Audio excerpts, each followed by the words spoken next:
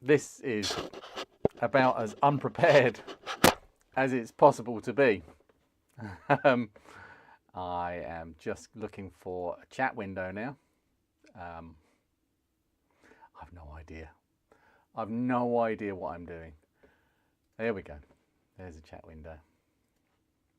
Hello Todd, hello Henry, hello Tero, hello Cathers, hello Matt, hello Pascal, hello Chris. How are you all doing? There's 17 of you already. Hello, it's Derek, Flame Lily IT is Derek. How are you doing? Hello Paul. Let's go. Where's the, the trademark red light. There we go. And I'll put this one on as well because it backlights my amazing tool wall, which is obscured by far too many boxes and things that are waiting to be put away. Right, bear with me 1 second. I need to find... Actually, I need to open the stream, really, don't I, in another window. And let's just mute this, mute site, paste, just so that I can see the chat. I haven't got a handy tablet with me. And that didn't mute. Okay, that's fine. And who else is here? Henry. I need to pop. Can I pop this chat out? Pop out, pop out. Where's pop out? Pop out chat. Right. I'll leave that over there. Bouncing Benny, Fergus is here, Polymat's here, and Martin Sinclair. What a great surname. Is that your real surname, Martin? Good, I was thinking you had a power cut and running on mobile. No, I want to show you my workbench. Where is, oh, me and bench.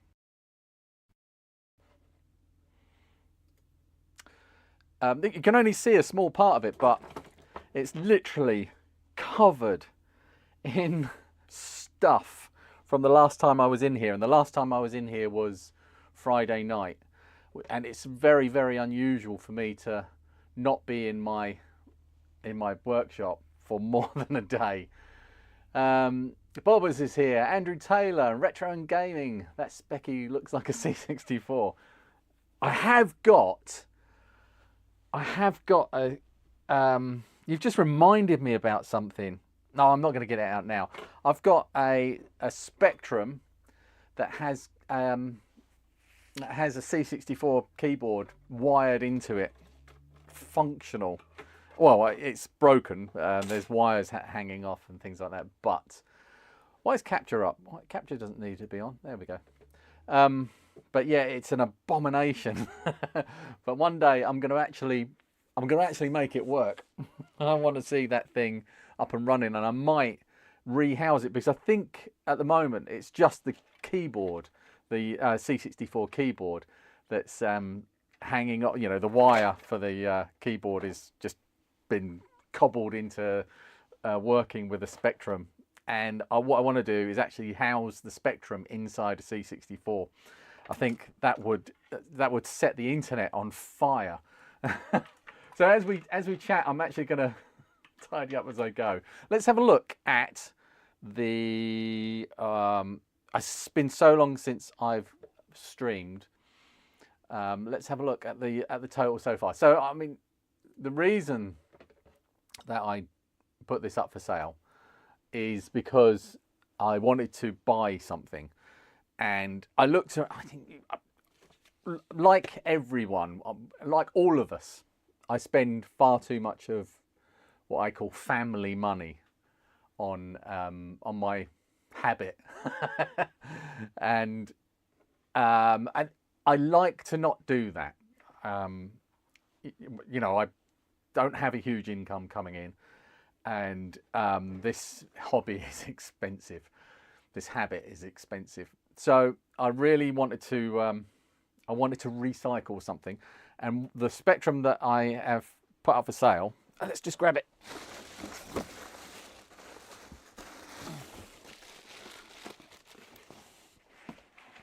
Make sure I'm not going to dox myself.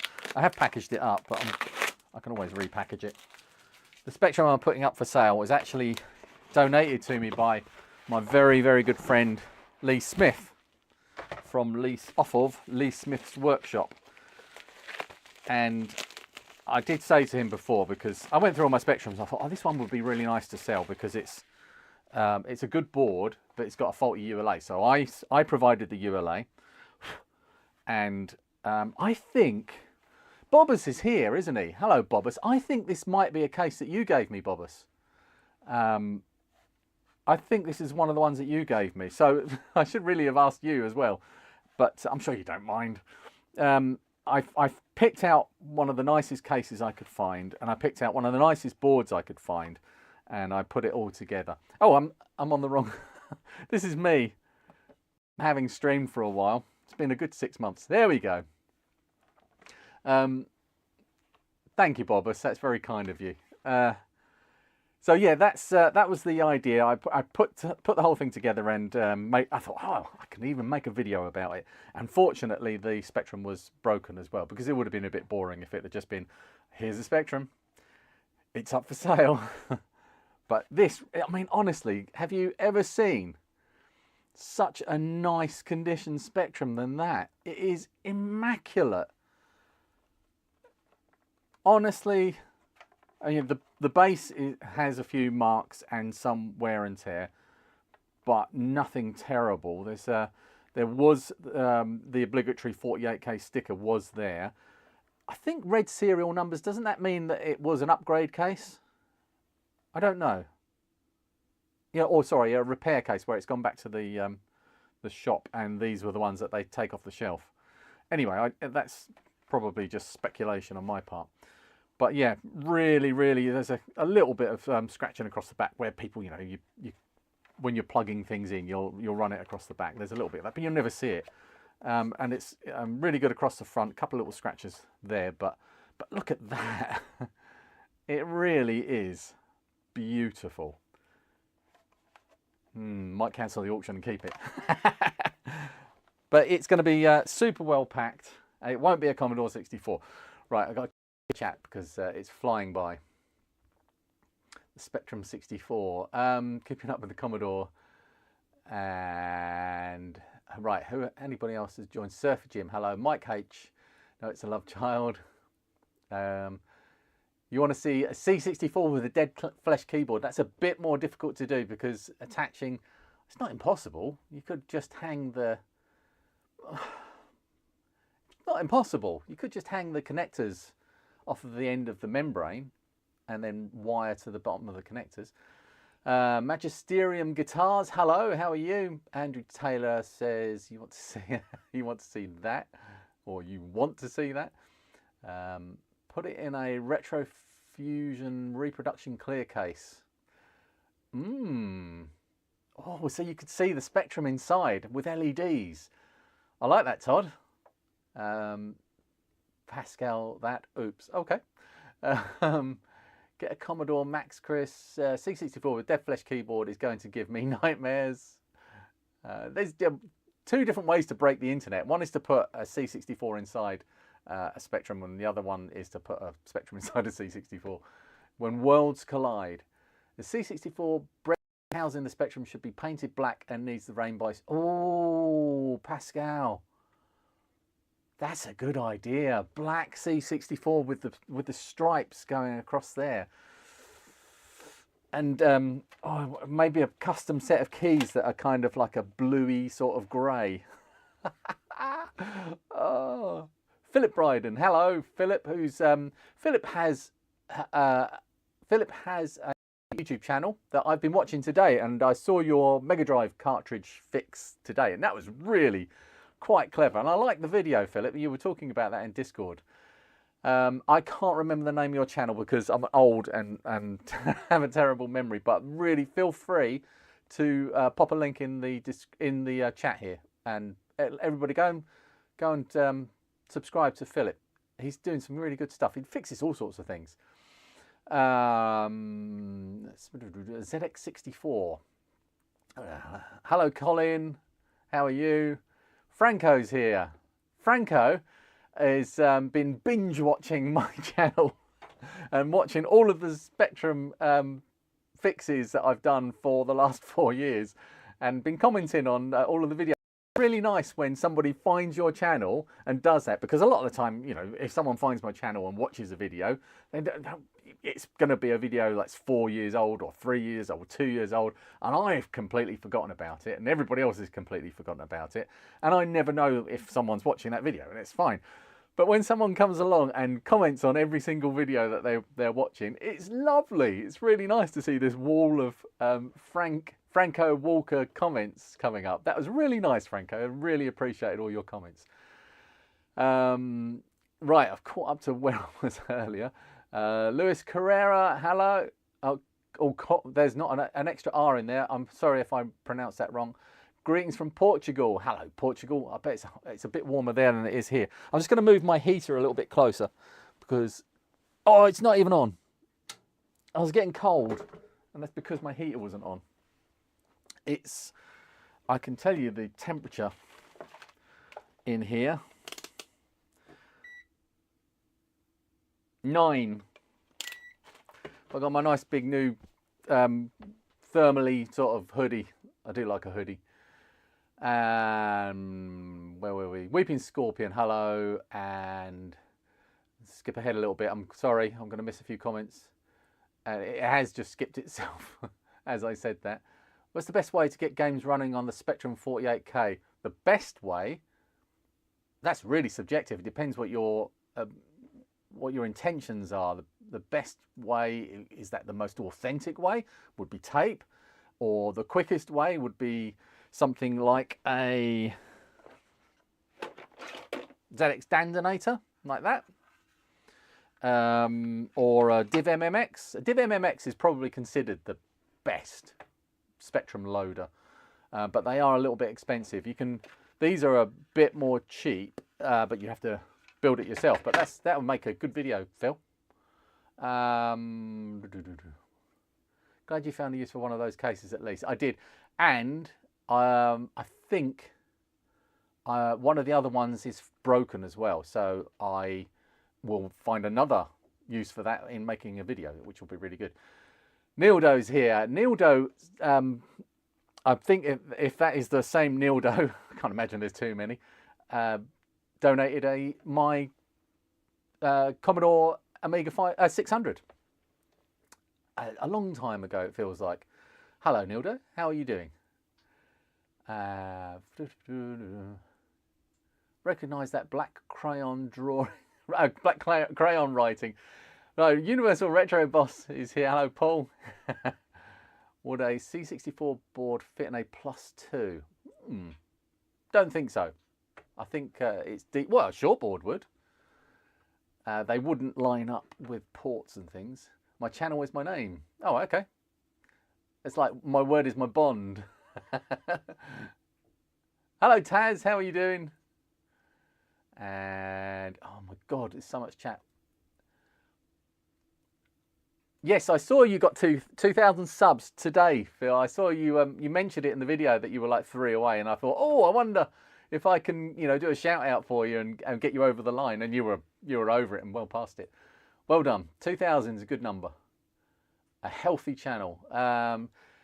Andrew Taylor says, since Philip Bryden is failing to promote himself, he's provided a link. Thank you, Andrew. That's very kind of you. They were fun to watch. Go on, Lee, spill the beans. What are you buying? Right, Bouncing Benny has cut to the chase. Well done, Benny. That's important information that everybody needs to know. What's the time? Well, we've got plenty of time. We'll get to that in a sec.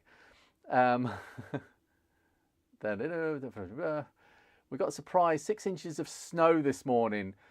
Todd's, whereabouts are you, Todd?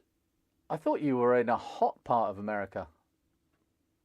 That would be a surprise if you were where I thought you were, but maybe not. I might be thinking of somebody else, actually.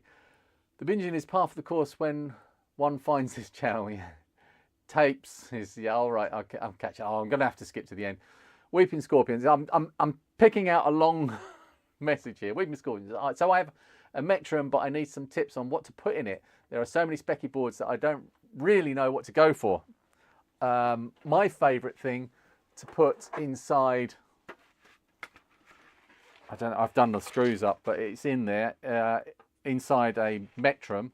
And this is a slightly different Metrum. This will be featured soon on the channel. Inside here is a Harlequin. That's my favourite thing to put inside. I just think it suits the use much better than an old Spectrum. But this one, you might notice, has a space bar.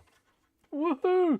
And I've got a really nice set of ZX Spectrum Sinclair themed keys to go on top of here as well. So yeah, this is another thank you to Lee Smith type thing. Last time he did this kicked off the whole charity thing. It was one of the things that sparked the first big charity thing. It wasn't the first charity thing I've done. That would have been other Retro Matt who kicked off the whole charity thing. But yeah, Lee donated as a Metrum case to me, and I said no, that's too much. I can't have that. I'm going to give it to charity. And then everything just went wild. But this one I'm keeping. It lives up on my shelf for now. Right. That's what I would put in it anyway, Weeping Scorpion. I bought a pre-built ZX Dandinator. It was an accident. I was meant to buy the CPC Dandinator, but it worked out in the end as I have a Speccy also. Yeah, I need a CPC Dandinator because I still got to do it. The next charity thing I want to sell is a CPC 464 I've got down here. There are a bunch of them down there, and I don't know which one it is, so I'm not going to start dragging them out. And I want to sell that for charity, but I want to do a big restoration on it, which isn't going to be too difficult. It is really filthy. It's disgusting. But and that was donated by Duncan from Retro Crazy. And I would like to sell that as a complete package. Not a complete package because that would imply it would come with a monitor, as the original Amstrads did, but with a video cable, with it has a tape deck built in, with a SD loading solution, and that's where I've kind of run into a brick wall. And Derek will know in chat that we've been hoping for. There is a new solution on the way that would be perfect, but I don't know how long that's going to take to get here. And I'm thinking I might just go for a Dandinator for it. It's not an SD solution. It is a kind of a ROM solution, so you have to load on to the internal ROM a bunch of games, like 8 games I think it is, or something. It might be 16, but that would be good to give with that package rather than just the CPC by itself. But yeah, that's kind of it would be good to have one or have something. Is there a major difference between the variants of the Harlequin and a Metrum with a proper spacebar? Very nice, yeah. Actually, the ZX Max popped up on my radar again today. Somebody was talking about that in Discord. That's the one that has, instead of having all of that discrete logic, so all those hundreds of chips inside, has one CPLD that just does all of that and does everything else pretty much the same. I would go with that one. I think if I was going to get one and build it myself, I would do it that way. But I happen to have that kit already, and I built a few of these are the Bike Delight kits. Yeah, that's the way I would go. I'd probably do that instead. It's coming along great, but yes, a few weeks away. Oh, maybe I'll hang on. It's called a Pico C. So I have a massive soft spot for anything with a Pico in it. Matt's here. Hello, Matt from TME Retro. And Big Galar, I missed your message earlier. Evening to you as well. Right. So, as somebody mentioned earlier, who was that? Bouncing Benny. I have to discuss what I want to buy. And I have a confession. I've already bought it. Kind of. I have... oh, where did I put them? I saw those. Oh, they're here. Right. So what I wanted to do was I want to upgrade my soldering iron. So I have this Hacko. What is it? An FX888D, which is a very good soldering iron. but it has a few things about it that seriously irritate me. Now, the good stuff first. The good stuff is it's very comfortable to hold. So this shape of grip lends itself to keeping your hand comfortable, although I do keep doing this and burning my little finger. That I usually touch it against the knurled nut. That's one thing I don't like about it. That I do like about it is the comfort. I like the cable is very flexible. It doesn't feel heavy in your hand. It's quite maneuverable. For some reason with these tips, I don't feel like I'm getting as good thermal contact as I did with a pine seal. Where's my pine seal? So I've got pine seal 64 with the same type of tip on it, and so these like wedge tips, and I feel that the pine seal type tip just has like a sharper edge on it. This feels more rounded, and when I'm trying to get a good thermal contact in a corner in a right angle, this pine seal just seems to have better control. That's one thing. And another thing that I'm not so keen on is the interface on here on this base station. It's attached to the wall, so I can't get much further than that. If I want to knock the temperature up, so I usually run on like 350-ish degrees. If I want to knock the temperature up, I have to hold down enter, and then the first digit starts flashing. So then I have to press enter again to move it to the next digit, and then I have to press this up button here however many times, and I have to cycle through. So if I want to drop the temperature 300 to 330 from 350, I have to go 360, 370, 380 all the way around. It's really irritating. And then I have to remember to press enter again to save that setting.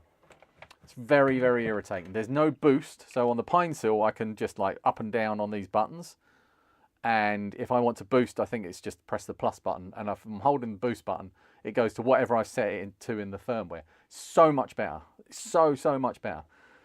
And you're probably thinking, well, why aren't you just using the pine seal? Well, this is just nice to use, and it's always set up on the disc.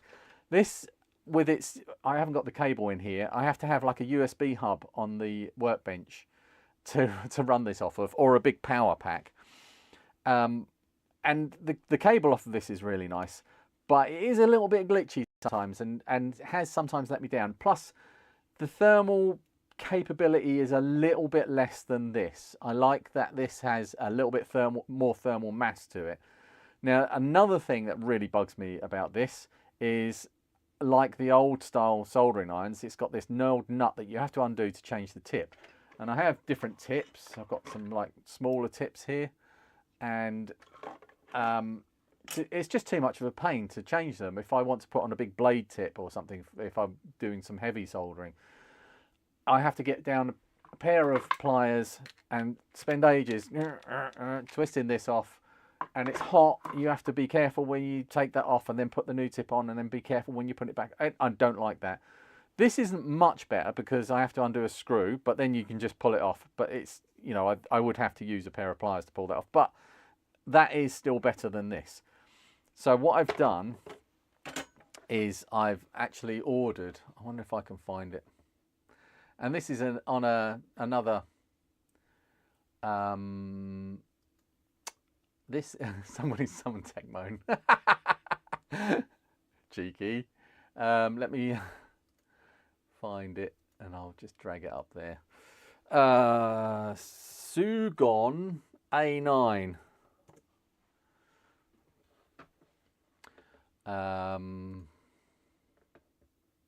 Right, I haven't ordered it from Amazon, and it didn't cost me that much. But this is the station I've gone for with the 245 tips. So you can have, these are, I don't understand it completely, but there are different tip types that you can have that go with. You can notice that I think the 245s are basically what we do, so the medium sort of stuff. And I think the 210s are like very fine things. So these tips here are, well, there's some heavy ones there, but you can get some very fine ones, and the T ones I think are the heavier ones, but I could be completely wrong. But I think that the pine seal, oh, I'm not even showing you the right screen. Desktop. There we go. It's because I put the chat away. I'll just make sure that that is showing. Oh, that I put it on 500 and something pounds. No, it's not that much. I think I've got it. I've ordered it from AliExpress, and I think it's arriving tomorrow. And I think I paid about £90 for it with a couple of spare tips. And I bought some tips that arrived a little bit. I was really hoping that everything would arrive sooner. But yeah, it's a Sugon A9 soldering station, and it's got everything I want. It's got quick release or quick change tips, so you can just put them in that bit there. And it's got all of the boost and everything, and I can just set up pre-programmed channels, so I can have, or pre-programmed temperatures, so I can just switch between different temperatures. So that's what I'm after. Right, let's make sure that that hasn't. I don't think this is going to go up, by the way. I'm going to refresh it, but I don't think that's going to. I think that's peaked. But let's have a look at the bench. Where's bench gone? Oh, these are the. Oh, by the way, if you want to see more about that soldering iron station, Sugon A9, Lee Smith did a really good video about it. So these are quite posh tips. Be quiet, you. Come on, you want to focus on this? There we go. So I've got, that's the same tip as I use, that kind of chisel. Excuse me. And these just push in without any difficulty at all. And what else did I get? Because it comes with a couple of tips as well. I got a chunkus one, same sort of thing, like wedge, but a bit chunkus one compared to my old one. Nice. So I'm looking forward to that. That's coming tomorrow.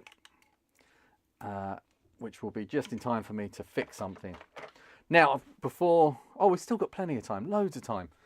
I've got some thank yous, and Paz is here. Pascal is here. So thank you, Pascal, for this. This is... these are on my wish list, on my Amazon wish list, and Pascal bought this for me off of there very, very kindly. I use these all the time. I've got one here with this mounting thing, this swivel head thing on it. This one goes on the edge of my workbench down here, and is what I put the main camera on to get like side shots. But I need another one for the thermal camera, which is up here. Let me go, just me. You can just, if I just swivel it a little bit. Oh, come on, thermal camera. It's just there. That's the thermal camera. But it's not very good up there. I've been using it up there for a while, but I want it a bit closer. So I have this rail that I've put in front of my bench, and it goes on the bench vise at the end here, and it just is like an extra with a spacer on it. So there's a gap between this and the workbench, and I routed a groove all along this edge, and then these clamp to this, so I can mount a camera anywhere along this front edge. It's really it's turned into one of the things that has made making videos much, much easier for me. But I have these. I have a need for these clamps everywhere, so I want another one to have this. These are the light panels that I use. These are newer light panels. These come in pairs, so I've got two up above this bench. There's also that one there that is facing that way, away from, that's lighting up that thing over there. But I want this one to do like some fill lighting. But I need another one of those arms In fact, I can just use this one because the thermal camera's not going to be on it all the time. So yeah, thank you, Paz. That's really, really kind of you. Also, where is it? Oh, that was expensive. It's all right. I didn't break it. I got this. This is from Lee Leyland. Oh, not a streamer. Come on, camera. Come on. There we go. I got some voltage regulators from Lee Leyland. Thank you, Lee. That was again off of my Amazon wish list. And then today, oh, hang on a second. Oh no, that was it. That was the one from Paz. There was something. Oh yes, this one's a big one from Ashley Heath. I don't know who Ashley is, and I hope you're in the chat, or you might be watching this on playback. Did that go bang? Because what I dropped was actually the second mic off of this set, so it could have been active. Oops, sorry.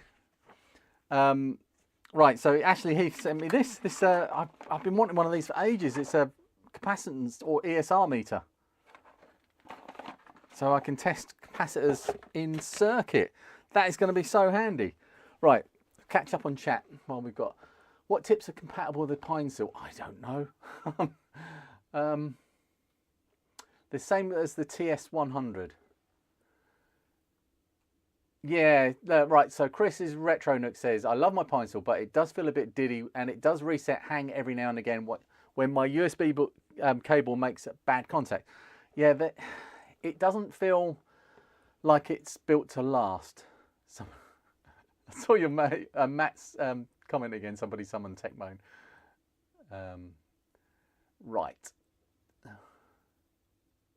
Downside though is that I need to use my, right, I missed a comment before that. You know, I like my pine saw but need to get new tips. Downside though is that I need to use my laptop charger as it's the only USB device that gives enough power. Yeah, I did get this USB hub that goes with the pine saw kit that gives power delivery, and it does almost as well as a 24-volt power supply, but it's not quite as good.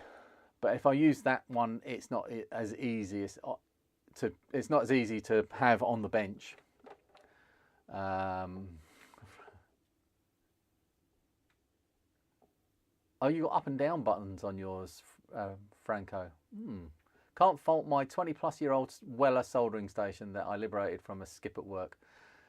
Weller just make good stuff. Right, let's skip forward a bit. The new right, so the FX8888 has a rotary encoder. The new version has a rotary encoder instead of the buttons. That would be nice. So that was actually a gift from Neil at NLK Media a couple of years ago, and it's, like I say, I do like it. It has a lot of good things about it, but there's just too many things that irritate me. You know, when a posh tip comes in those containers.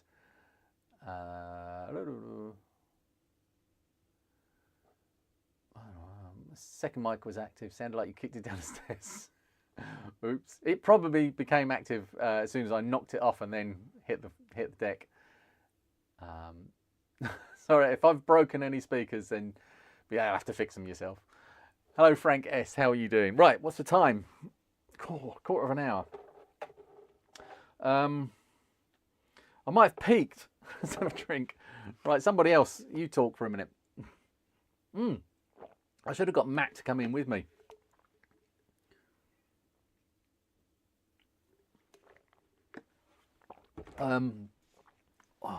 So I do need to tidy up, and one of the reasons is because I've now got this amazing system of getting things fixed, and Paul, if he's still in here, will be super happy to hear this, because I fixed another 2 Commodore 64s late last week, and over 2 days I fixed one recorded it, edited that video and released it to early access all within 24 hours, and fixed the next one and recorded that as well. That's sitting waiting to be edited,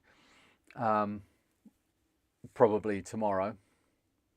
Once that's done, I'll have 2 in the bank, plus the main channel video that I've been working on for months that needs to happen soon. Oh, eBay just went ding to remind you. Excellent. Yeah, I've got the main channel video about the group buy thing that we did, and that's going. That's probably going to happen over the next couple of weeks, I'd say. I don't want to rush that one. That's gonna. Hopefully that's going to be a special one. I'm going to put everything I can into that one. But yeah, your workflow envy gives me envy. It depends what you're doing though, because I'm fortunate in some ways. I'm a full-time carer, and that means that I'm basically working all the time. It looks like I'm a little bit loud. I'm just going to turn myself down a bit, and that. But it also means that I have a lot of time to do what I want, but I can't really move too far away from home while I'm doing it. You know, that kind of thing. But it's made me go into this method of working on projects in bite sizes. So I can't always finish something in one sitting. So that's why I'm like wearing different clothes from the start to the end of a video, because sometimes they're over a couple of days. But I've now got it down to a pretty fine art of fixing something, and not worrying too much about what I'm putting on this More Fun Fixing It channel. And that's another thing as well, because before when I just had More Fun Making It, YouTube makes you try to do certain things in a certain way. Let's change that to that. That makes you make certain types of video, and it discourages you from just like putting out stuff that you know won't do well. If you put out a video that doesn't do well, and you know it's not going to do well, it does feel like self-harm, and you feel terrible when your stats go down and they give you the down arrows. But that does affect your videos going forward, because part of the algorithm is figuring out they're saying now that this isn't the case, that each video is judged on its own merits, but I'm not so sure about that. I'm not sure I believe that, and it's difficult to let go of that. And a bigger channel releasing a video just has more views than a smaller channel releasing a video. So your channel does make a difference. I'll come to that in a second, Andrew. So I'm setting up the More Fun Fixing It channel, and just doing this with no adverts, no expectations of views, and no pressure on me to make the ultimate video every time I make something. I can just do the work, make it as good as I can within that constraint, within that time frame, without having to spend loads of time on it. And it's released me. It's so good that I feel like there's a big weight come off of me. It really is nice. Right, so Andrew says, what has been my most favourite retro repairs? Definitely Sparky, as its owner calls it. Andrew? Andrew? Oh God, my memory is getting worse. Yeah, Andrew McNeil owns Sparky, the Spectrum from Hell. So Franco will know about this, because he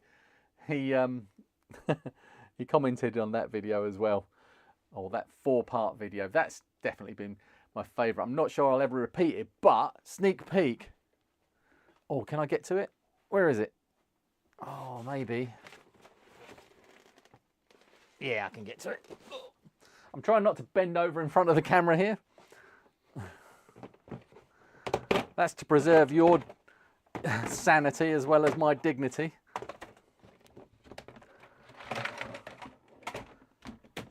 Henry's Amiga 600. Oh, come on, camera. I don't know why it's doing this. I think, yeah, there we go. This is an Amiga 600 that's extremely poorly. It works amazingly. This works, but it is open. That's good.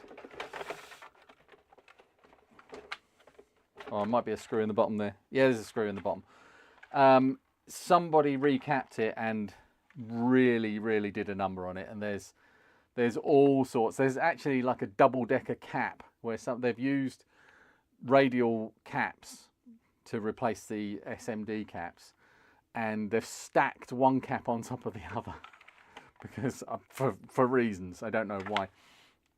But amazingly, this Golden Shower Edition Amiga 600 works. It has a colour issue. I think green might be missing or something. But it does work. And so that's going to be a repair video. And this is one of the things I'm a little bit torn on, because it's such a big and interesting repair. Well, it won't be big and interesting unless it really is a difficult fix. But it will just be a recap. So probably, yeah, I'm going to put it on More Fun Fixing It. Anyway, it's stuff like that that really does interest me. YouTube is a mystery to us all. Recent release a video, got a great view to thumbs up ratio, but YouTube doesn't put in anyone's recommendations. You just got to keep making videos that you think people will like. Sometimes it just doesn't hit. You might get a lot of thumbs up, but it's not the be all and end all. You'll need them to watch all of the video. You'll need them to then watch something else on your channel. So that'll then drive the YouTube to say, oh, this video's done well in these different aspects. They'll then show it to other people. There's all sorts of things that they take into account. Right, what's the time? 5 minutes or 6 minutes to go, or 7 minutes to go. Right.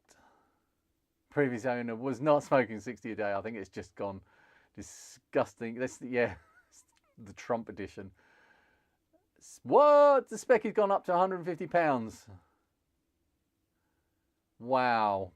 All right, so one of the things I was going to say is you don't need to do a bidding war on this. I've already got enough to pay for the soldering station. It cost me about 90 quid plus the other things. Plus, I'm so sorry, but I can't remember the names, and I don't want to get it up on the screen now because I don't want to show that page.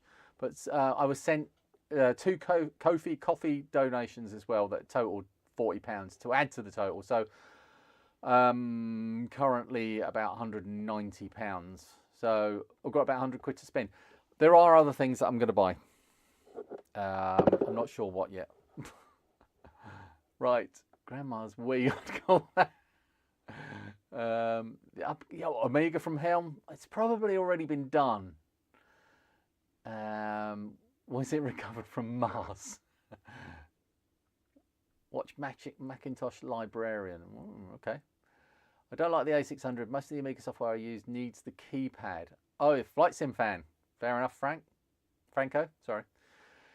Triple D's here. It's Devilish Design. Dave is here. Hello, mate. That's 2 nights in a row you've been on a stream. Like an addict. Decidedly retro. It'll probably jump in the last 20 seconds. We've got 5 minutes to go. No, I'm not right. So one thing I'm not doing here is saying, oh, you need to bid on this, because it's not charity, and it's already, I think that's more than it's worth. I'm not, well, if you were buying if I was buying a Spectrum, I wouldn't spend 150 quid on it. Did I see Reese mentioned there? Solar panel video seemed to be a big hit. All right, that's why I thought of Reese. If your name is Reese, yeah. To be honest, I only came here for the Chucky Egg chat. Right. Because the weekend has been a bit of a bin fire for me, Bobbus. I've not been able to get things set up to play Chucky Egg. I might grab a Spectrum. I have got the Dandinator here.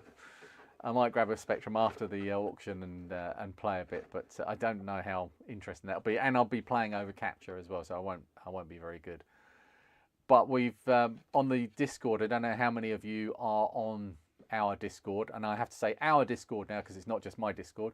It is the Retro Hardware Discord, and there's not a link in this description, but maybe Matt could put a link in this chat to. And if you need a link, Matt, it will be in one of my old video descriptions. We run a high score challenge. Not every week or every month. It's just occasionally. And this last 2 weeks has been Chucky Egg. And oh my God, some people are so good at that. It's ridiculous. I thought I wasn't too bad at it. You know, get through a few levels and dodging a few of the weird chickens along the way. But yeah, there's Aubergine on the Discord and somebody else on the Discord. But Bobbus has absolutely slaughtered everybody with a score that, frankly, Bobbus, I don't believe. I want to see video evidence. But I have seen firsthand, in the flesh, Bobbus's gaming prowess. He loves GoldenEye. That man can't get enough GoldenEye. If you ever meet up with him at the cave, you definitely need to drag him over to the N64 and make him play GoldenEye, because yeah, you'll just see a big smile appear on his face, and I am teasing, he hates it. He's going to start streaming his Chucky Egg sessions. Oh God, no one's going to watch that. It makes us all sick. Couldn't get past level 3. 3 minutes left on the auction. Right, so I'm going to just pull this. Let's do that. That looks better. What? You're insane. Bloody hell. Right, we'll be doing this every week then. Paul, you need to supply me with some more Spectrums. I won't be doing this. It is just I'm not going to say one-off, because that's going to mean that I can never sell anything again, but I'm not going to make a big fuss about it again. Hey, oh, hello, BB Junkie. Life does get in the way. Yeah, the good kind of insane. Yeah, that's not bad, is it? Oh God, I don't know. What am I going to buy? All right, I need suggestions on what I'm going to buy. So I've got about 150 quid. What do I need? What do I buy? Oh, what did I want? Oh no, I can't remember. There's so many different like SD loaders and things for. Oh, the one for the Saturn. The I can't remember what it's called. The one that goes in the cartridge port for the Saturn. The SD loader for the Sega Saturn. Cotton buds.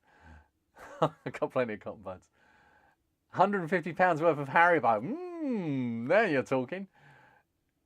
60 seconds. Oh, 39 seconds. Buy another Spectrum to fix up. Yeah, I'm probably skewing the price of Spectrums on eBay. Apologies. All right, it's not going to go up anymore. It shouldn't go up anymore. It needs to be a multiplier of 48, so £240 next.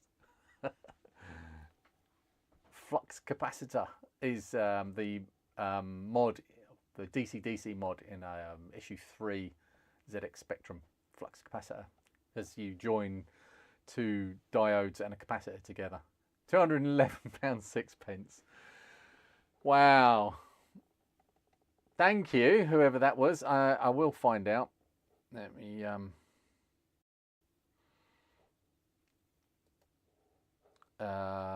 nope, that's not that screen. Yes, it is. It's not a name I recognise. I'm not going to say who it is because they might want to remain anonymous. For those who don't win this time, my Speccy will be listed shortly. Sorry, I was spattling at the camera. I think it's all over. There. Hello, Stephen. I didn't. Oh, when did you slip into the chat? Thank you very much, whoever that was. Are you in the chat? Does anybody want to put their hand up and say I won? £200 for an A5 sticker of a Speccy. It'll be laminated. Whoever won it, here is your prize. And I didn't actually say in the video, but I did say in the listing that it would come with a power supply as well. It's possibly a bidding bot. Someone's going to think that this is like money laundering. Right, Stephen's got his own YouTube channel now, and he's put out a couple of test videos as well. Decidedly retro. You can put a link in the chat if you want, Stephen. But yeah, this is what you've won, whoever that kind person is, with my last sticker. This is the last one. Mike DX from my Discord is printing me some more, but this is the last one I had in my collection of them. They've all gone. They all went on all the charity things. But lovely. Oh, right, that's great. God. So did we work a Saru cart? Thank you, Bobbus. That's what I think. That's on the list of things to get. And I have got that. I've got that somewhere over here. It's not there. I might put it in the Sega box. I've got a Sega Saturn that needs a repair. I showed that in a video, I think. Yes, I did. On the second channel, on the Fixing It channel. And do you know what, Pascal? I was thinking you're going to make bootleg MFMI stickers. I would like to incorporate. Oh, let's put it there. I would like to incorporate that image into the logo somehow. That's one of my favourite things in the world. So Pascal actually created this himself in deluxe paint on an Amiga. How amazing is that? And I will keep that. I'm not getting rid of that one. That's so nice. I forgot what I was saying. More fun selling it. Yeah, that's the third channel. There are, people like Joey Does Tech, buys and sells stuff. But I don't think he actually advertises the things on his channel. I've got 10 Spectrums to list. Give me some MFMI stickers to put on them. Don't know, some stuff up on there. An A600. Oh, he did it on an A600 in deluxe paint. Retro hardware Discord stickers. Yeah, that's a good idea. Oh yeah, that is a good idea. Retro hardware Discord stickers. Right-hand drive stickers. It is such a good image. And that was such an amazing moment in the charity stream when Fuzzy Lee turned up with the gifts, which are up on the wall now. And all of the Haribo, which did not last very long, and that card, because that's a card signed by all my friends in the Discord. Yeah, brilliant. One day you'll have your own set of Royal Mail stamps. I'm still looking for a Dreamcast with a broken laser. I don't think they're going to be very easy to get because it's too easy to replace the disk drive in a Dreamcast with the GD-ROM thing. How about more fun mixing it, sticking Spectrum boards into C64 cases? How about this for a title for the A600? Capacitor capers. Ooh, I quite like that. I'll put that in the consideration list. Magisterium Guitar says, or a C64 into a giant ZX80 case. That's actually quite a nice idea. Right, got to go. Got to run again. Catch you back in Discord later tonight, or all being well. Yep, I'll be there. I once put a ZX81 into a VIC-20 case. The keys were all over the place. That's a good one. Right, so let's grab a Spectrum and make some space on my workbench. This is the last video that I did, which was, what was wrong with this? Oh, this was really weird, this one. Paul, pay attention for a minute. This one, actually, did you see? This one came back, Paul. Coming back, no picture. And I plugged it in and it just worked. But then I tested it on a triage episode and found that one of the CIAs was actually faulty. So I'd missed that the first time round, unless it went faulty in the meantime. So I thought, right, I better look at this again. Got it on the bench and it was black screen. No input, no image at all. It was just completely black, which usually means that either the power switch is not giving the 9-volt AC into this part of the circuit, which then is generating the voltages that the VIC-2 and the SID need, or the fuse is gone. That's when you get no signal at all.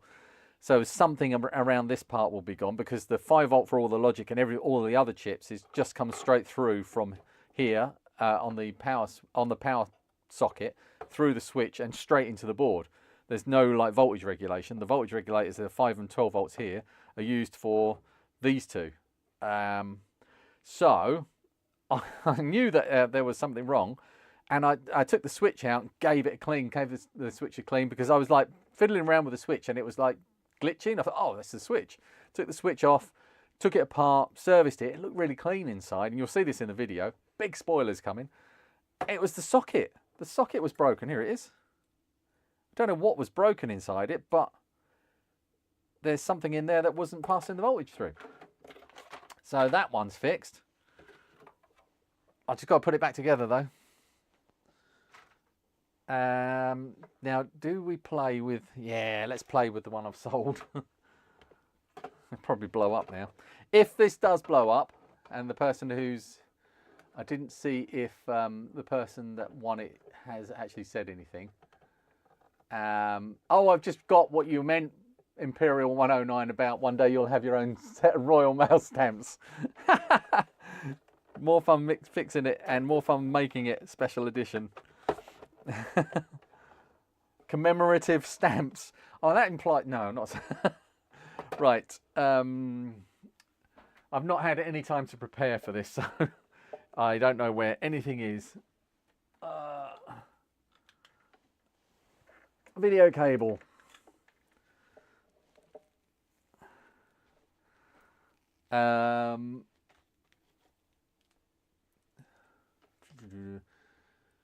Remember in 2008, I could have got an SX64 for 100 watt though. Oh, I need a drink. Throat's getting dry.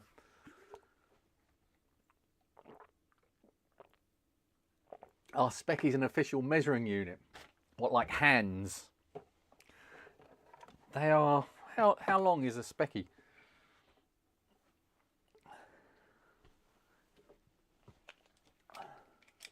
In inches. 9 inches. There's some filthy jokes in my mind that I'm not going to go down that road. I'm not going to get the power supply out or anything. I'll run this off my bench power supply for simplicity's sake. Swapping the voltages, swapping the polarity. Have we got capture? Should be on that one. And woo! Look, Chucky Egg is right there in the menu.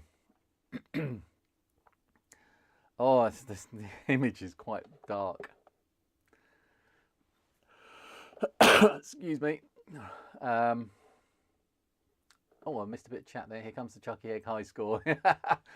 Bobbers, would you hate that if I just like suddenly turned into a Chucky Egg demon? So a Speccy is 0.0014 furlongs wide. I'm gonna suck. Don't expect too much here. So hopefully you can hear it over my microphone. Right, redefine. So up, down, left, right, jump. QAOP and M. S to start. Level 3 always. Yeah, level 3 is a pain. Oh, it's really small. I'm playing in a tiny window.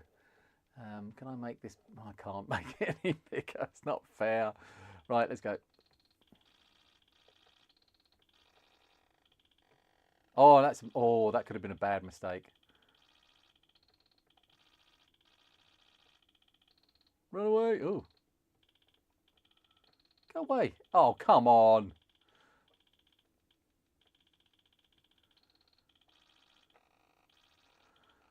And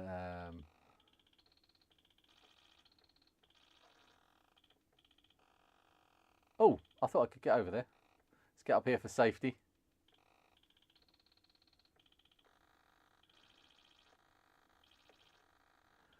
I've been playing this on emulation. It feels. Oh no! It feels so much better on real hardware, even with the lag of playing on capture, which I'm gonna hang on to. Oh, I'm scared of going near edges because it's gonna bite me in a minute.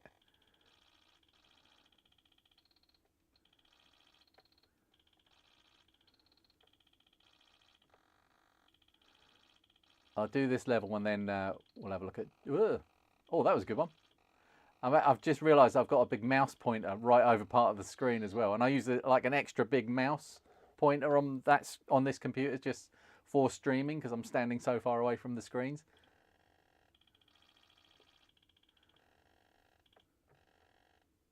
Do we go to the top first?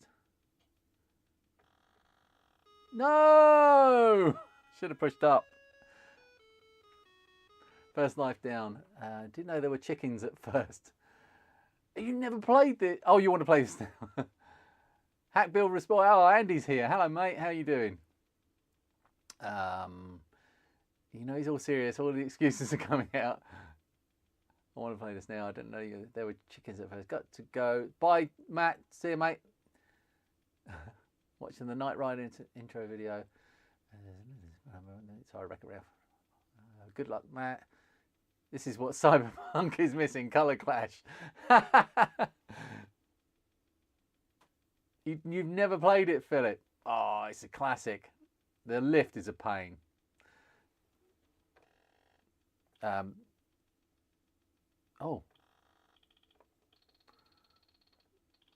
But you can, like, negate the lifts a little bit. Ooh. Let's go over there. That's what the mistake I made last time. I'm stuck. I'm going to have to go that way.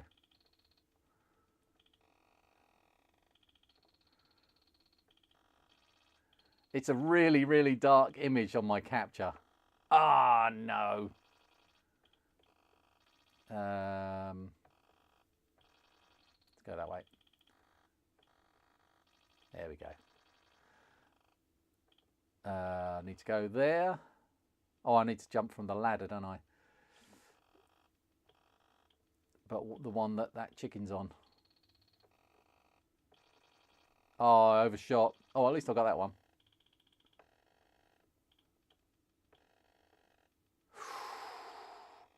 Risky business. I've done it again. Can you run out of time? Oh, no. Stealth chicken. That's what that was. Right, wait, go.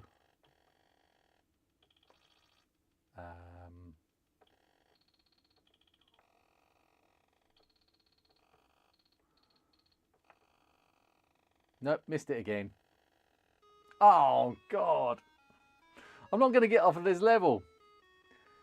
2 lives left. 3 lives left.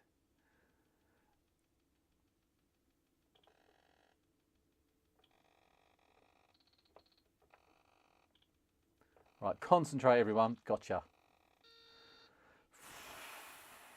Yeah, at least it doesn't reset the eggs when you die. No.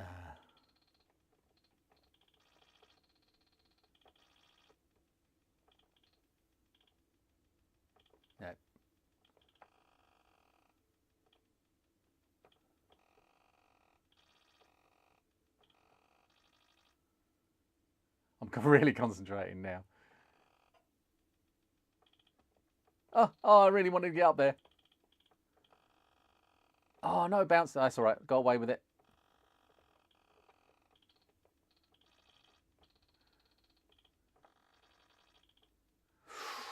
Was tempted.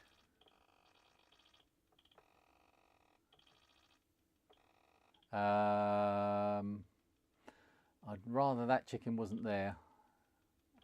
Let's go over. Get that one.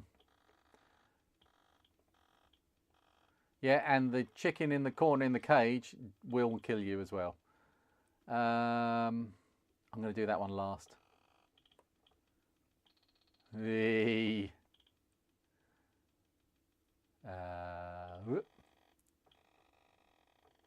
Lucky. Go past. No, don't go this way.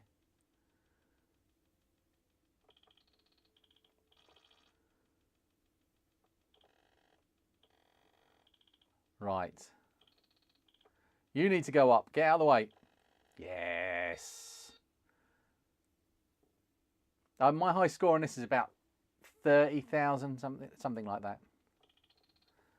But after, I mean, I think Bob has got something like 300,000 and just put all of us to shame. Oh, it does weird things like that to you sometimes.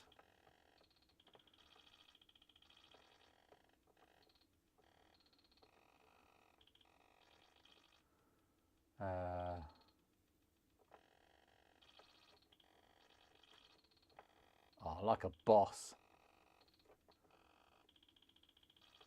Oh, no! Definitely jinxed myself there.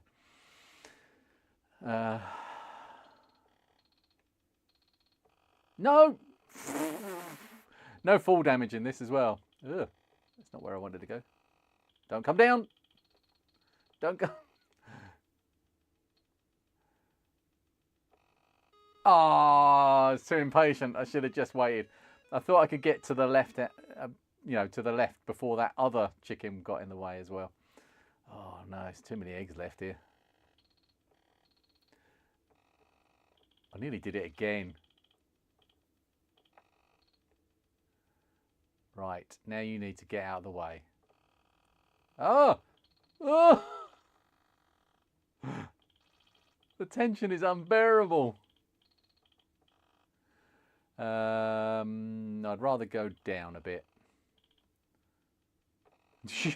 Get off. Now I'm stuck. How do I get over? I think I'm going to have to just jump right across. But I want that chicken in the middle to be... Oh no, that's dead. Bye, Fergus. Geese. They're not geese, they're chickens. It's Chucky Egg. Well, I suppose geese have eggs. But Chucky is chicken. Oh, MFI, that's it. We know what that stands for. That's the best I got. with this set of circumstances, but you can see this computer works really nicely. So the image is a little bit dark. I wonder if I can. I wonder if I can change that capture. Filters. And oh, which one is it? Color correction, no. Luma, maybe. Sharpen, no. There is a way of doing it. I think I have to. I know what I have to do. Oh, it's not giving me any interface options for that. Oh, it's not responding as well. Whoops. Yeah, that's not happy. I'm not going to mess around with that. I can change the brightness on the capture. I usually just change it in editing though. Right, let's go back to that one. Dot crawl. Yeah, it's an issue 4A.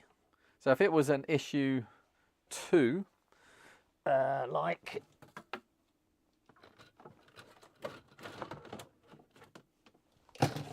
if it was an issue 2 like this one with the, oh, it hasn't got very many of them left, with the variable caps, then you can, or with the variable capacitors, not and the variable resistors, but the capacitors, you can change the dot clock. You can tune it to your screen, but you'll unplug it from one screen, plug it into another screen, and it will look horrible again. Or you unplug it from that screen, wait a couple of days, plug it back into that same screen, and it will look horrible again. So it's just one of those things you live with. Or you get a Harlequin with RGB out, or you get a +2 grey, which is my favourite. Now, no, it's not my favourite. It's the one I think I would use the most if I was just playing ZX Spectrum games. +2 greys are really good. Overconfident. Yes. I've always suffered that. Just a bit dark. Yeah, I could have changed that, but this was all a bit ad hoc, Rudy. Hello, Rudy. How are you doing? I can remember dot crawl when we were playing in the 80s on our Spectrums, and I was lucky enough to have a colour CRT TV. Not really ridiculously big, but it was, for the time, it was quite, I think it was probably, I don't know, I want to say it's probably like 15-inch screen, something like that. At the time, it was like a portable colour screen that you would have in your kitchen or something, which is where I stole it from our family kitchen. And I can remember looking at the dot crawl and like you touch certain parts, you know, if you touch the power cable on the Spectrum, that it would slightly adjust it, and you'd see the dots not moving quite so much, or trying to get the telly to tune better to it. Is there a mod to fix or reduce the dot crawl? It's always going to be there. The only thing you can do is slow it down, and sometimes if you slow it down, it becomes more noticeable because you can see the cycles happening.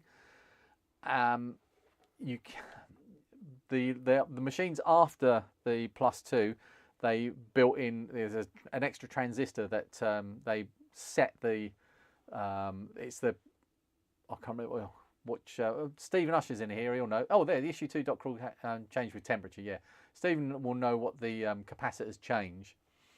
I can't remember the the specifics about it, but yeah, you can tune it so that it's almost gone, and then later on, you know, like Stephen says, the temperature changes and it will come back again. So it's not really something you can reliably get rid of.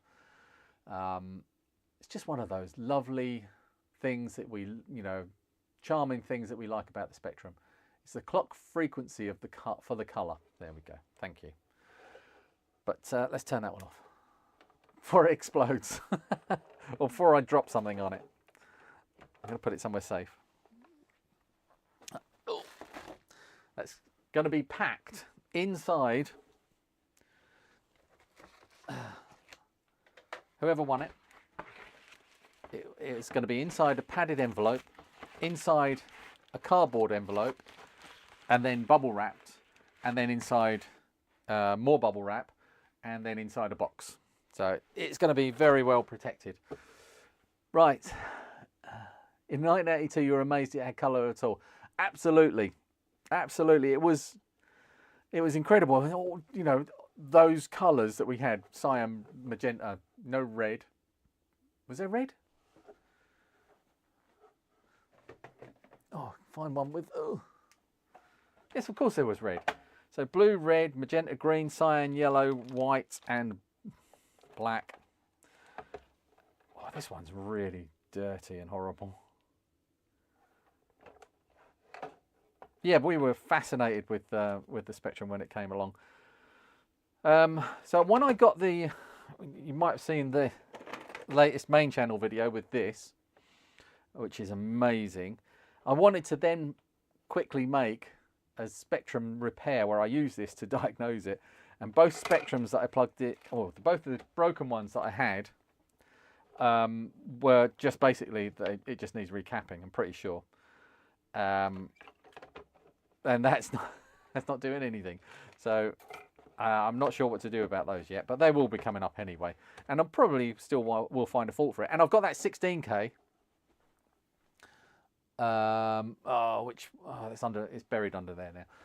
I've got that 16K which featured in the video where I'd switched it on and the 12 volt was missing. So I can still make that video. But yeah, lots more videos coming. Lots more videos coming. 2 shades of black.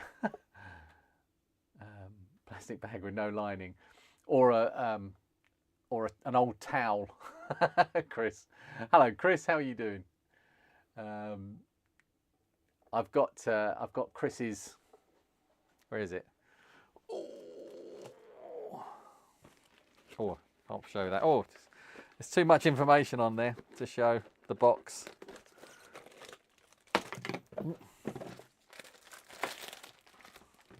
I did put it back in the plastic sleeve, Chris, that you sent it in. This apparently is the original piece of plastic that this came in.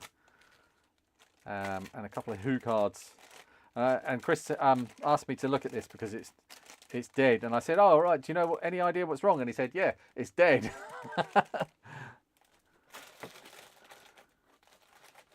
So that's going to be something slightly different. I was looking for a different project to do that wasn't a Spectrum or a C64. It is so tiny. Yeah, and it does smell really bad, Chris. I paid over £200 for a 65XE and it came with no packing. Oh no. Oh, it was all right. RGB were basically 3 bits. The combination given the 8 colours and the extra bit as a bright. So 1 nibble per aperture. Oh, right. A very in-depth explanation. eBay are pretty good at making sure that buyers are protected. I have to give them a bit of credit. I will. I've still not heard back from the email I sent Dave about the Diag board. I think he's been a bit inundated. I know for a fact that he is sold out. He sold out pretty quick. But he's going to do some more, so I'm sure he will get round to it. But I'll ping him a message later if you remind me, Franco. I don't know if you're on the Discord, but if you are, remind me on the Discord, and I will ping Dave a message and ask him to look into that.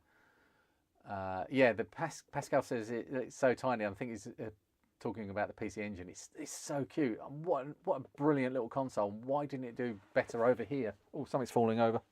Oh, that's right.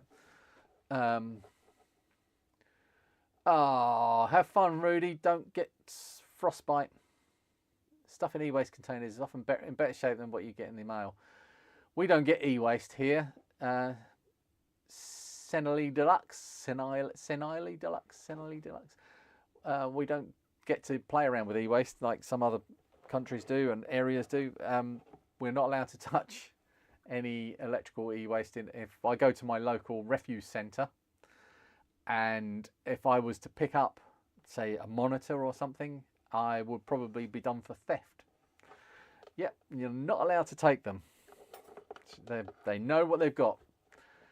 I once went there and saw an LEC. I thought it was a multi-sync monitor, one of those ones that are quite popular because they do like the 15 kilohertz and everything. I thought it was that. It turned out not to be.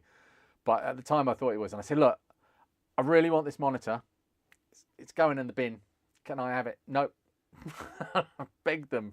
Apparently it was... if somebody like me says, I want that, they say, right, okay, we'll put it to one side. There's a charity that comes along. A charity, it's probably someone's mate, that comes along and takes all of that stuff that they think is worth something. And you can put your name down for them to contact you. And if you're lucky, they will offer it to you if they can't sell it.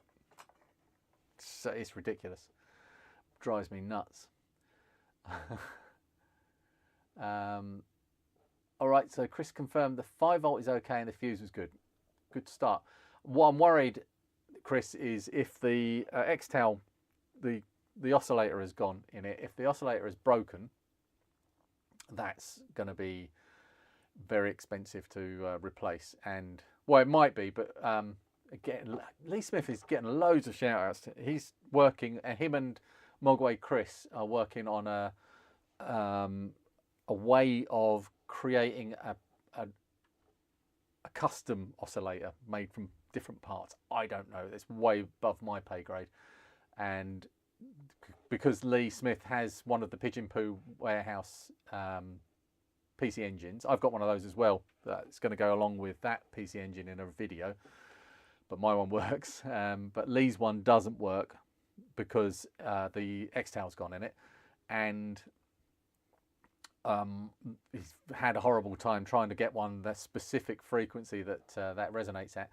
He can't do it. So they're trying to come up with something like an ad hoc made one, a bespoke crystal oscillator. Anyone else having issues with Royal fail around my way? GCS Retro, is that GAT? Because you really don't like Royal Mail, do you? Locked on Discord. It keeps saying my password is in use and kicks me out. Oh, right. Make another account.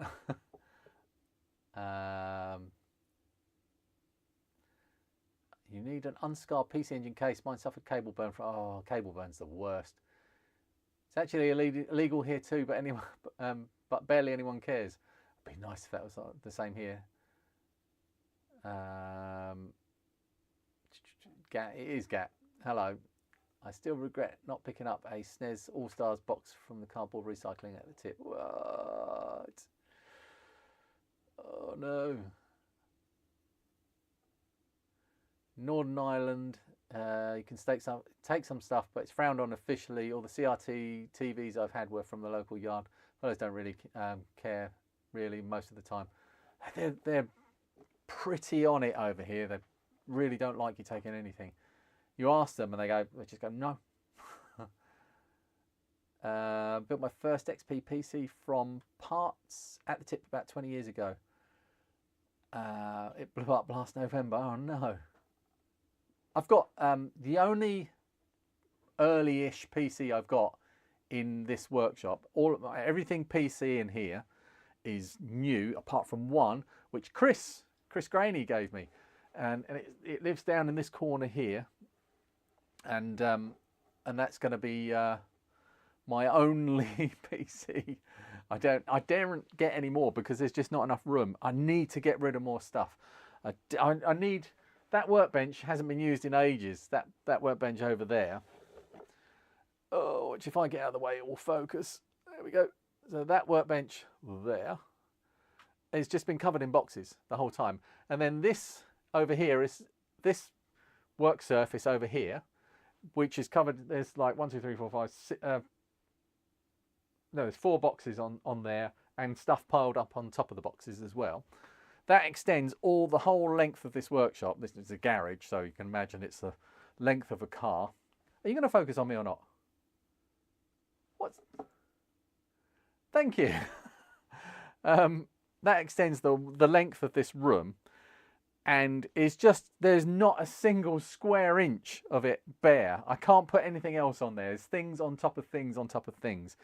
I've got that NEC, what is it? Oh, NEC 8001 BE that I need to do something with and then give to grand old Ian. And I've got this that Stephen Usher gave me last November. That's sitting on top of the NEC. I've got my Apple II that Rudy, who was here a little while ago, who's now shoveling snow, gave me. There's something under there. My Atom is under there. And there's just a pile of stuff going up into the corner. There's a Spectrum Plus 3 over there that I forgot to give you last time, Paul, if you're still here. And all sorts of bits and pieces. It's just not a spare inch of space. And on the other side, this side that you can't see, well, you can see the bench sometimes, but there's to the right of the bench is another surface, which is a bench extension that holds all like the streaming and recording stuff. So like keyboard and capture devices and stream decks and cameras and all sorts of bits and pieces, and it's where I put things like, you know, contact cleaner and stuff like that. But that's all covered. Then there's another lower down, you know, desk level bench or work surface going up to the rest of about 6 foot long beyond this workbench side, you know, standing workbench. That's got 2 boxes of ZX81 and Amiga stuff. There's a pile about this high of Commodore 64s and VIC-20s and software and bits and pieces, tape drives. There's loads of C2N tape decks over there, and the C16 versions of them. And it's just like it's ridiculous. I've got to get rid of some of this stuff, and most of it is going to be a lot of it isn't mine. The stuff that's Paul's obviously goes to Paul, but he keeps replacing it. Excuse me. And yeah, I do need a bigger man cave. Cheers, Bruce. I'm not asking for a log cabin though. But yeah, a lot of it is Paul's. But the other stuff that, I mean, no, a good chunk of it is mine. All the ZX81 stuff is mine. But the stuff that isn't Paul's and isn't mine is charity stuff that I've still got to sell. There's an Amiga 600, 2 Amiga 500s, that CPC 464. What else is there? VIC-20. There's a VIC-20 in here somewhere that's I think Fergus might have donated, or it might have been someone else. There were 2 VIC-20s. One went into the sale and one got put back because I just didn't have time to get round to doing 2 of them. So there's a VIC-20 in there as well. It all needs to be moved on. So much stuff. Which Apple II? It's an NTSC Apple IIe, and it's beautiful, absolutely gorgeous. It is right. Philip said I have a great space to work in, and I am blessed. I am so lucky. Let me just take a picture. Oh, is that going to be horrible on there? Why is that blue? There's my Apple IIe. It's not blue. Oh, there's a colour shift thing going on there. That's a more reasonable colour. Yeah, that's my Apple IIe. I love it, but I don't use it enough because it's just covered in stuff, or got stuff all surrounding that stops me using it. Right. What's the time? 22. So I've got a few more minutes left. You got a C128D for the princely sum of €15, Taro. Wow. I got the same treatment when I had the audacity to show up with several small lead acid barriers from a UPS. Oh God, yeah. I don't like you taking things like that. If you need more space, move the family into the garage and move your stuff into the house. Plenty of space then. I'm trying to think of downsides here.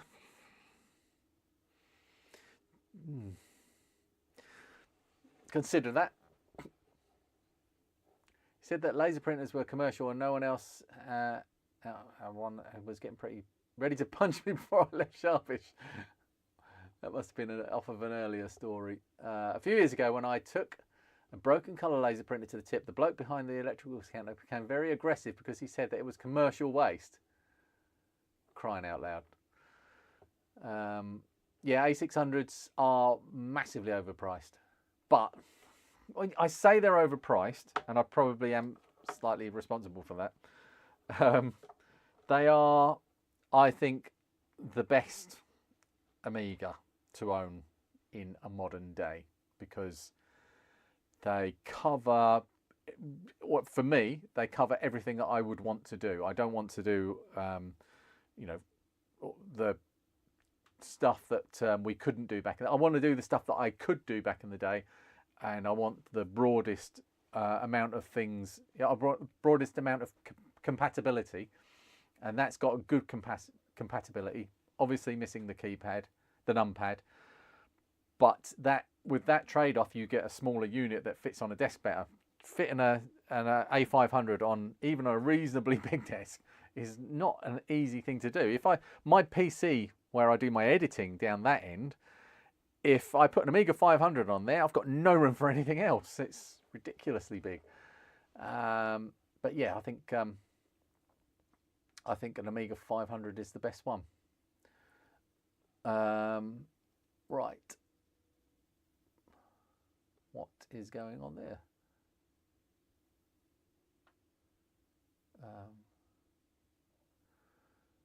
Right. It's a bit rough. Regret sending my A600. Didn't know smartphones ran on NTSC. Apple IIe. Apple II. Oh, very good. My neighbour has an Apple IIs in his loft. He used to write assembler on them back in the 80s. They've been there ever since. God, the things that must be in people's lofts that we would all, you know, there's going to be lofts up there with Sam Coupes and all kinds of amazing stuff, maybe one-off prototypes. Like that prototype of the Spectrum that's at the Cambridge Museum for Computing History Centre. I don't know what it's really called. But my friend Jason, so we grew up together. My best friend Jason and his brother Marcus, I mean, the three of us were like brothers. And we've known each other since we were 7, and Marcus would have been 6. And they got a ZX81, and I was fascinated with this thing. That was my first interaction with any computer, and we ended up buying that ZX81 off of them when they upgraded to a Spectrum. And then I almost convinced my parents to buy an Oric 1, but then I wanted the same as Jason so I could copy his software. So he had a Spectrum and I had a Spectrum, and obviously as I got older and just sold my Spectrum, Jason just kept everything. He's still got his Spectrum. That would have been the first Spectrum I ever saw or used, and it still exists, and it's in his loft. And I keep trying to convince him to get it down, but he won't. Well, he says it's buried up there somewhere, and it's difficult to get to. So I can understand that, but I'd love to see that thing again, because yeah, that, like I say, although I would like to have kept my Spectrum, that would have been great. That there is only one Spectrum that was the first Spectrum I ever saw, and that will be that one. Andy's back. Hello, Andy. Welcome back. I got 500,000 on Chucky Egg if you weren't here when I was playing that. You didn't like them 30 years ago. Now, yeah. God, I hated the 600 back then with passion. It was just a pointless machine that actually made me angry. Never used an Apple II, hoping said neighbour sells them one day. Just if you're in a terraced house and your lofts are joined, just go up and go and grab it. We used to live in the house. Our first house was like that. You go up in the loft, and it was like terraced cottage houses, and all of the lofts would be open all the way along. You could just walk along the lofts and go back down into somebody else's house. Absolutely bizarre. Yeah, we have to do that as well, Philip. Book a time slot for this skip. Skipping.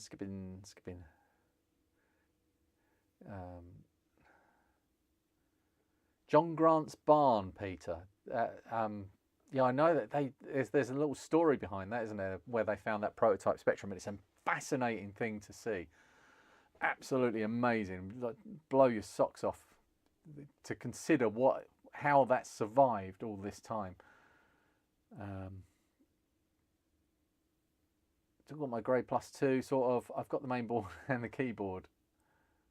So many old computers in lofts. I often hear people say, "Oh yeah, I have a VIC-20, C64, whatever, somewhere in the loft." Yeah.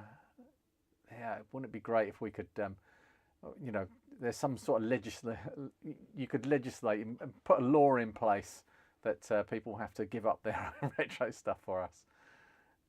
Should have been sold as the A300. Yeah, it still says the A300 on the motherboard as well, on some of the earlier ones. Yeah, it should have been it would have been perfect as just a cut down Spectrum. It would have made sense. Franco's still got the case from my first Speccy 48K, and it's got a Harlequin 128 in it. Nice. Your colleague has two 48K Spectrums in his loft. Tektronix case, does that sound right? Tektronix, that sounds like a oscilloscope. I don't know. Well, A600 MB was £40 a few years back, yeah, but now they're £200. Yeah. Right. It's 10 to 9. I need to go and do more family things, and I'm hoping to crack on with a little bit of editing before I go to bed tonight, if I can keep my eyes open. Keep your eyes on the channel. Hit the like button. Hit the like button. It really does help. If I get a lot of likes on this, live stream, this live stream will actually get pushed, and then other people will see the channel appear on their feeds. So yeah, it would really, really help me if you hit the like button. Let's have a look at where is, there it is. No, it isn't. I've got too many windows open. This is bringing back flashbacks from the live stream. There we go. Selling the Speccy on YouTube. So how many likes have we got? It's not showing me. Why is, oh, it's in there. It's going to be here. Right, we've got 67 likes. That's not bad, actually. How many people are in chat? 66. So you basically, all of you have hit like. Thank you very much. I really appreciate that. There's 66 concurrent viewers at this moment, which for an off-the-cuff, unplanned kind of stream, that's not bad, is it? Yeah, it probably update if you refresh, but then you'd lose the stream for a bit. But yeah, it's saying 73 likes. That's jumped up. Nice. Right. Oh, I don't know why that's doing that.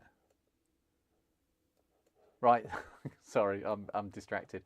What were we up to, max? There was 106 people in here at one point. Bloody hell. That was probably around, yeah, it's just after 8 o'clock. And after they saw the Spectrum sell, a bunch of people left. You're dead to me. Right, anyway. Oh, I hope that's not been affecting things. Right, time to go. Stay well, everybody, and don't hit refresh and leave a comment after the stream, as it helps the channel grow. It really does.